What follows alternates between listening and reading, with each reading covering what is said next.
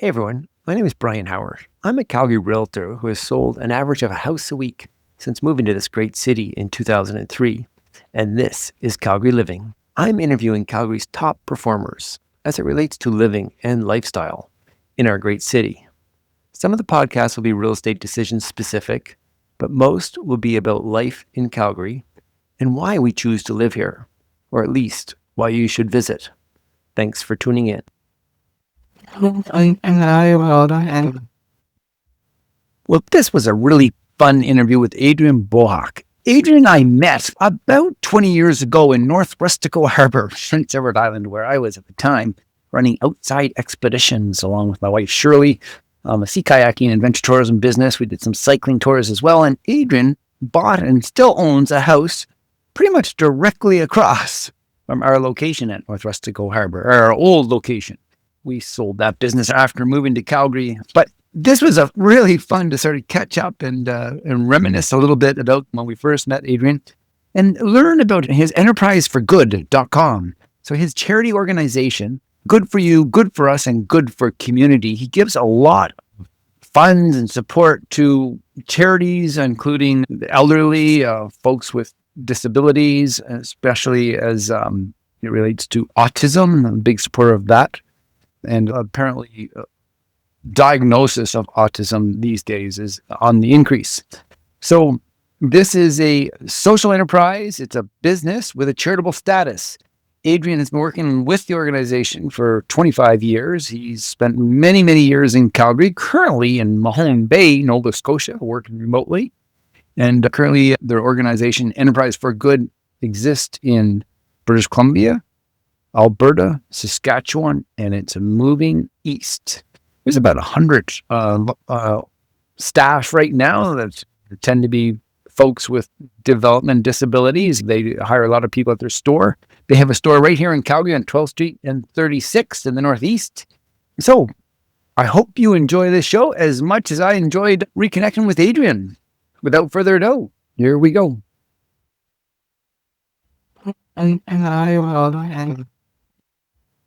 As an organization, especially a charitable organization, organized on the social enterprise model, well, if we're not the first, we're certainly pioneers. We started this 25 years ago. So what's social enterprise? Well, there's tons of different academic descriptions of it, but basically the easiest one to get your mind wrapped around is that we're a business with charitable status. We do not beg for money. We don't press our foreheads to carpet to beg for money. We earn it through various entrepreneurial activity. And as a result, we can plan and we can sustain ourselves given normal market forces and risks that no one can escape. But I'd rather be living with those market forces and risks than constantly begging for money that most of nonprofits have to do to survive. Cool. And so I saw a bit of a tagline, good for you, good for us, good for community. Tell me a little bit about how Enterprise for Good as a social enterprise, like what does it do? And for example, how could I potentially help as a realtor in Calgary? Well, we have a number of business ventures, and those develop probably top line revenue about $7.5 million a year. 99% of our expenditures are derived from business. And only about 1% isn't. But in that 99%, we have a store that we launched about a year ago called Good for You, Good number 4, capital U. And the store is a retail store that's sort of an amalgam of Habitat for Humanity's Restore, Value Village, and Costco. And what we do is that we sell donated new or used merchandise, pretty much anything you'd see in a furniture store or a Lowe's, pretty much everything except clothing. And we have a number of different partnerships with either corporations or just individuals that want to clutter or renovate. We have a truck, we'll pick it up, and so on. And what we're trying to do is to launch a very special kind of service with realtors. So, and this is from a social enterprise point of view. We want to not, again, beg for money. We don't want to beg for merchandise either. We want to earn it. So we understand in the real estate business in Calgary or anywhere, when a realtor is listing a house or has buyers, if they're buying a house, very often it requires decluttering, staging, renovating, whatever. And so that when a realtor has a client like that needs something looked after within 24 to 48 hours, no longer than 48 hours, we want to respond and to come with the truck, get rid of the stuff, and restock it and resell it. And we resell it. And even stuff, Bryon, that maybe isn't quite, grandma's couch that is still pretty good, but doesn't have any economic value. If it's in good shape, we will donate it to some of the homeless organizations that populate people coming off the streets and coming into apartments. So we want to keep stuff out of the landfill, and we want to make sure, to get as much economic life as possible. So I'd like to share this show with the realtors out there. And so for example, and that's a bit of your target market right now, I think, to kind of share the good word, good for you. How does a realtor, or how does the public, someone in Calgary who's wanting to donate or declutter or whatever, how do they contact you to do a pickup? Goodforyou.com? Yeah, good for you. It's good for good-for-you.com. Like there's a dash in there somewhere. And okay, we'll provide that in the show notes. Yep, I'll do that in the phone number. That they can contact us. It'll be someone that will respond, and we ask that people send us pictures so that we're getting something that's useful and not becoming a junk collector or junk service for somebody. But the main thing is that the store not only sells the merchandise and the money that comes from that goes to fund programs for kids with special needs and seniors with special needs. So as an example, in Calgary, we provide services for about 4,000 kids with special needs, probably 90% of them with autism. Some exploding diagnoses, unfortunately, and we have a waiting list. And then we also have programs and services as well as housing for seniors with special needs, and most of those have memory issues or dementia. Mm-hmm. Well, that's where money goes. In the process of creating that money, the social enterprise concept is not just to create profits to be put in programs. We want to make sure that the business process itself creates value in the community. So people who work at Good For You or volunteer there are special needs people themselves. So we provide employment and volunteer opportunities as part of the business profile as well. So that's why we came up with the name Good For You, because it's good for the donator and it is good for the purchaser, because there's some screaming good deals there. Who's looking for building supplies or a used fridge, stove, for furniture or whatever, and you have a lot of new stuff. Where is your store in Calgary? It is off 12th Street and 36th Avenue Northeast. It's sort of overlooking the McCall Lake Golf Course. Okay, wow, good. And we'll include that in the show notes. Perfect. Adrian, switching gears a little bit and keeping with my show, Calgary Living, Real Estate and Lifestyle. Currently, I'm zooming into you in Mahone Bay, Nova Scotia. Good for you. You've been in Calgary many, many years. Your charity is, I understand, in British Columbia, Alberta, Saskatchewan, and going east to catch you in Mahone Bay. Tell us a little bit about your life. How did you land in Calgary, and what brings you to Mahone Bay today? Tell us a little bit about Adrian's background. Well, years and years ago, I was in an actuarial program in big insurance and was headhunted to join an American-based insurance company that had its Canadian head office in Calgary. So at the time, I was coming from Saskatoon, Saskatchewan, and I came to Calgary. So that was 1977. Oh my goodness, that's hard for roll a number like that off a tongue, but that's a long time ago. And And I've been in Calgary pretty much. I spent the last couple of winters here in the Maritimes, but other than that, I've lived in Calgary. Like Calgary's been good to me. It's been good to my family. I don't know if you know this, Bryon, or not, but I've got 9 kids. Wow. 9 kids. 9 kids. Now 6 grandkids. And I mean, they're scattering a little bit now as things, that's all life is, but they grew up in Calgary. And I went to school, and some of them in university in Calgary played hockey, played, gymnastics, and all other things that families do in what I call the drive and pay segment of parenthood. You drive to lessons and pay for lessons. Yes. Play dates and whatnot. But Calgary has a special place in my heart. I think when I first came to Calgary, if I can muse a little bit, I think the population was about 400,000.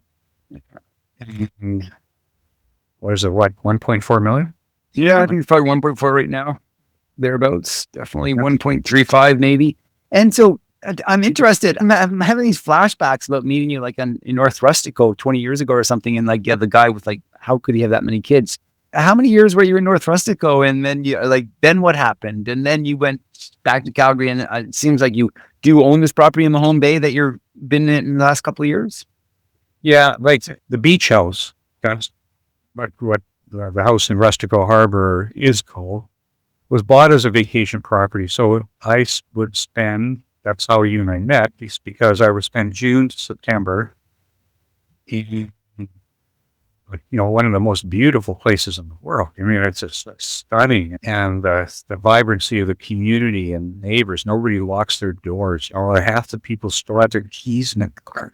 When you look around, it's a throwback to a whole different sense of community and a different universe almost. But I would spend, let's say, roughly on average, about 4 months there, Bryon. And then I would spend the rest of the time in Calgary. And how many years did that go on for? Do you still have that home, or what happened to it? Well, you still have it. Oh, wow. You are really an explorer then. Yeah, well, it is. I mean, the Mahone Bay thing, I mean, that's a whole other story, but it was a surprise. I just purchased this property back in September. And the Maritimes are a great place to live also. And it's a great place now that I'm sort of musing towards a kind of semi-retirement. I don't think I'll ever retire in the sense of the word that my parents viewed retirement. I would think I would still be working somehow or as long as I can. Right. For the other reason, Bryon, I have a dream job. Like, I just have a dream job, and it's not something that I want to get a gold watch to leave. My life right now is about impact and legacy.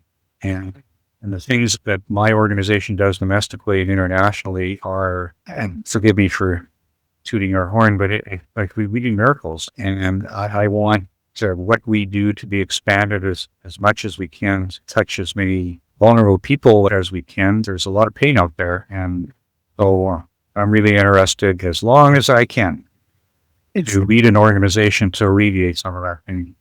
How long have you personally been involved with the charity, Adrian? 25 years. Oh, so you were actually a starter of it? No. It's been going on since 1983. But when I joined, and that's also a long story, when I joined 25 years ago, there was me and 3 employees. Four employees, $340,000 annual budget, mainly funded by United Way of Calgary. And so we thought that wasn't a very good model for growth, to be dependent upon basically one funder. And so we drank the Kool-Aid, so to speak, of the social enterprise model that's been in Europe for about 100 years. So we've emulated that model. And today we've got somewhere around 100 employees, and pre-COVID, about 7.5 million of revenue. COVID probably haircutting us probably 600,000 of revenue, which, we'll get back. It's just a temporary thing, but that's the only way to growth, is not for charity anyway, in my view, is not by begging for money. That's terrific. I'm curious, Adrian, 20 years ago, like when we first met, you were spending 4 months on the East Coast and the rest of your year in Calgary. So you're no stranger to our current climate in terms of working remotely. You were, it sounds like to me, a bit of a pioneer and a visionary on, creating the lifestyle you wanted for yourself and your family, and, did that. Any comment on that? That's just my observation. Is that true? That's absolutely true. I started working remotely when we had to work by fax. Fax. Yeah. A lot of fax.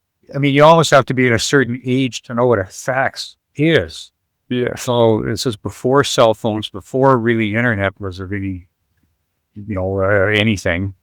And it was all telephone and fax. And working remotely is not for everybody. I understand that. But really, it's all a frame of mind. It's voice. And, a person can accommodate their life, I can say from my own personal experience, relatively easily. I mean, it's not easy, but it's relatively easy. And if someone wants to create a life that is a little more extraordinary, that has a little more adventure to it, or has a little more substance to it, even working remotely is a possibility for, again, it's not for everybody, but I think most people could do it. Or not tied to a job like an assembly line or something like that. Right. Neat. Is it 9 kids you have? I'm assuming you have some that still live in Calgary.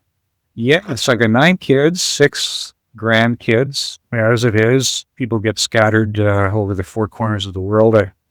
Excuse me, I've got some. Are they all explorers like you are? So they're all over the world, it sounds like. Definitely. They're all over Canada, all of them in their own way live extraordinary lives, all my kids, and they're all extraordinary people. Let's see, 1, 2, 3, 4 live in BC, 2 on the island, 1 in the Okanagan, and 2 in Vermeer. So I guess that's 5 in BC, 3 in Calgary, and then the one child that's in Vermeer is actually going to school remotely at University of Toronto. She actually lived in Toronto for many, many years, dancing at the National Ballet. So of 9, that would put only really 3 of the 9 in Calgary. Interesting. I want to talk to you a little bit about life in Calgary since you came here in 1977, first stop. I'd like to talk to you a little bit about life in Calgary, real estate in Calgary, boom bust cycles, and like your work in social enterprise. These boom bust cycles that we have in Calgary, I see a lot of pain and hurt that people don't really like to talk about that much as it relates to real estate, because most people talk about real estate and all the great decisions they made. You rarely hear about all the poor decisions. Like in the past 5-6 years, I have been constantly selling properties and people have been paying the bank to sell them. Meaning, they lost money. And just fortunately in the past really 2 months, it's turned around for Calgary sellers. We're in a good market and we're all happy again. Any comments on the cycles of boom bust that you've seen, Adrian, in Calgary, and how you cope with it yourself, or maybe how you cope with your own, you got a lot of kids, or especially as it relates to your work in social enterprise. Have you seen the damage of the boom bust cycles in Calgary? I'm just kind of curious. Yeah, well, again, this is something you don't know. Where I've created wealth in my life is certainly not in the charity sector. That's right. I've been a commercial investor, commercial real estate for many years. There's a commercial realtor that I work with a lot. His name's Mike Fleming. And Mike and I calculated one time that he and I alone have bought and sold over 100 commercial properties in Calgary since about 1978, 79. I think the amount is, for me, is about somewhere around 140, 150. That's not a bad number to brag. I don't mean it to be something prideful, but I have been buying and selling mostly commercial property since 1977 in several boom bust cycles. I was in Calgary in 1982 when the National Energy Program haircutted all Calgary real estate values by half between February when that budget came down. Within 6 months, people were claiming their dropping the keys of their properties on the desk of lenders. First mortgage interest rates were 18, 19%. I mean, it was just horrible. And there were some others in the 90s that were not fun either. So I've been through several boom bust cycles. I've never been through one like this.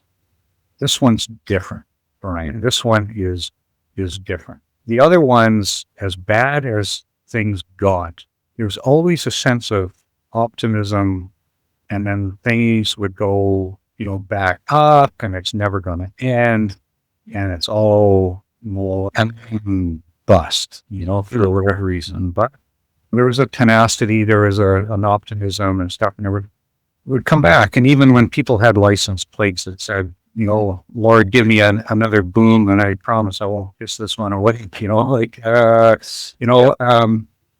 this one is different. This one is structural. I hope I'm wrong. Like, I really, really, really hope I'm wrong. But I have a sense that Calgary's dying. It's not dying. It's a bad way of putting it. That's too pejorative. But it's kind of, to me, it seems like it's turning into a Winnipeg, which is not a derogatory remark. Where it becomes like a sort of a trading center, that kind of thing, and it would have its own inertia, and it would have its own, it's not as grass is going to start growing on the streets of Calgary. And between politics and between environmental stuff, between the structural changes in the oil and gas industry and so on, there's a lot of challenges there. Now, all of the entrepreneurial, never say die spirit that's sort of ingrained in the DNA of Calgary come back, and maybe we engine ourselves into something other than a pipeline dependent, say, economy, into something different. I really hope for that, and I really hope that entrepreneurial spirit does just save the day. But the old story, no, I don't see that old story coming back anytime soon. And if that old story stays in people's minds, and if they build their futures, build in that old story, they'll be held to pay.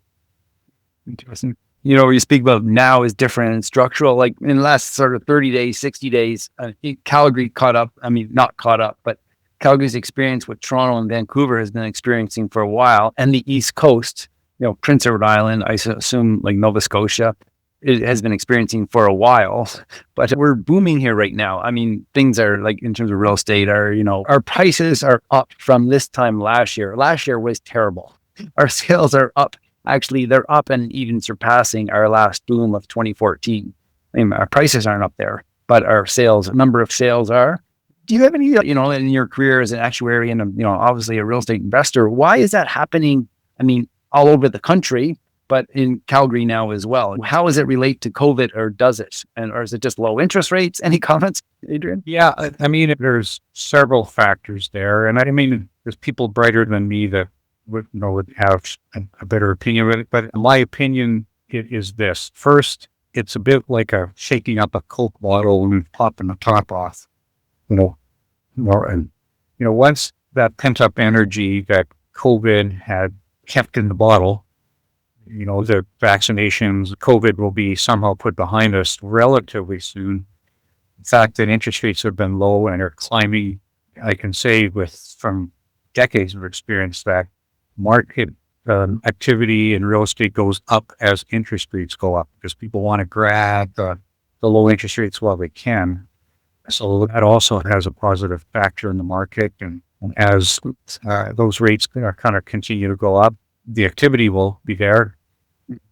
In commercial real estate, you're not seeing that. So, all right. The office buildings are still pennies on the dollar. Multi-family apartment buildings are 25% less today than they were 4 or 5 years ago. Commercial rents are not. We own a commercial building that we have owned. The charity, this isn't me, but the charity owns a commercial building we bought 15 years ago. The value of the building is probably 25% less than we bought it 15 years ago. In 2006, yes. Yeah. Not surprising. Yeah.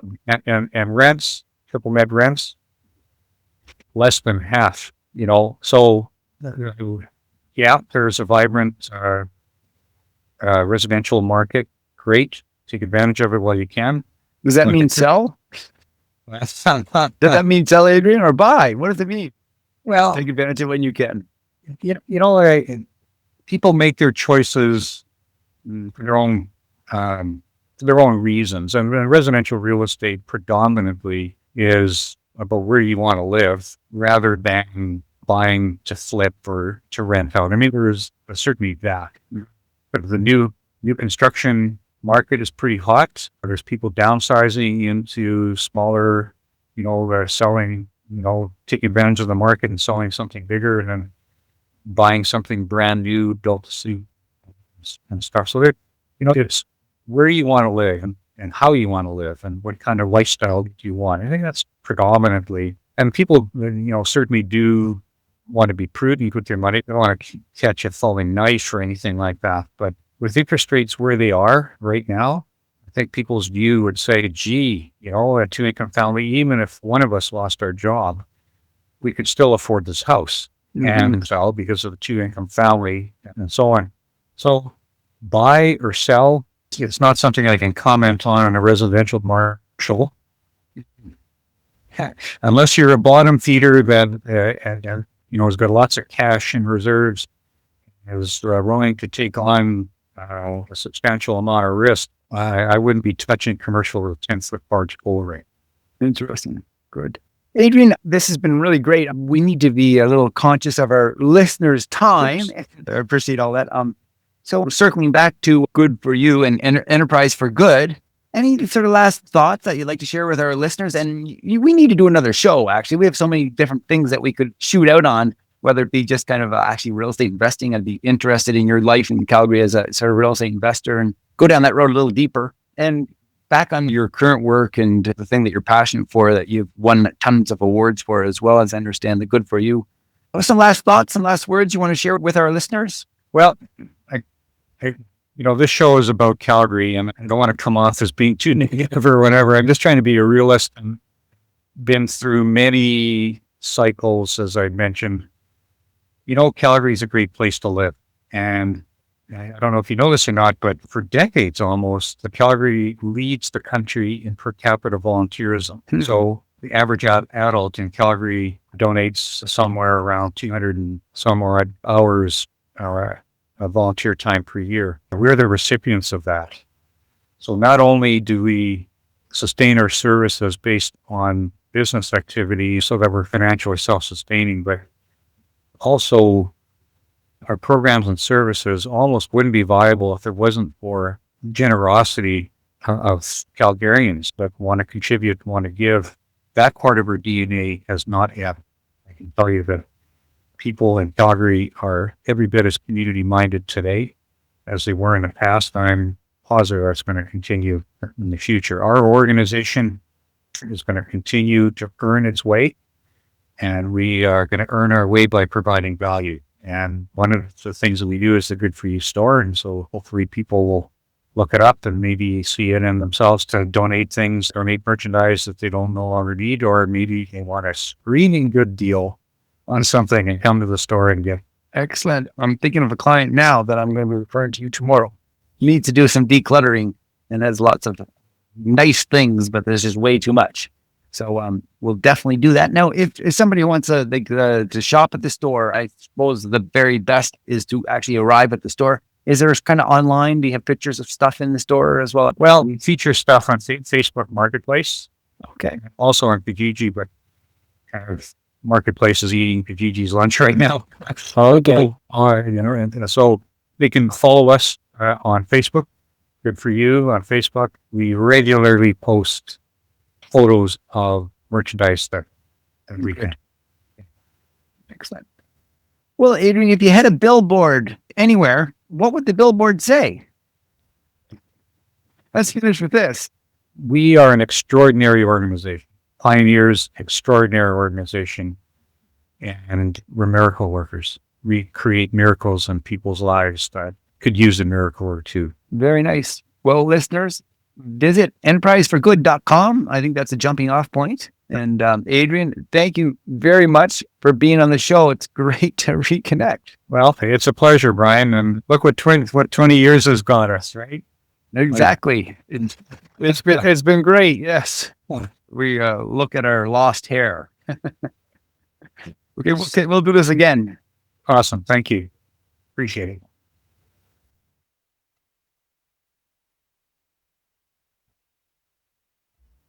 Well, that was an enjoyable chat with Adrian. I really enjoyed catching up, learning a little bit about his work with enterpriseforgood.com. Good for you, good for us, good for community. If you have ideas or suggestions or know somebody who would like to be on the show or should be in the show, please reach out to me. You can Google me, you can find me, you can call me. I look forward to connecting with you soon.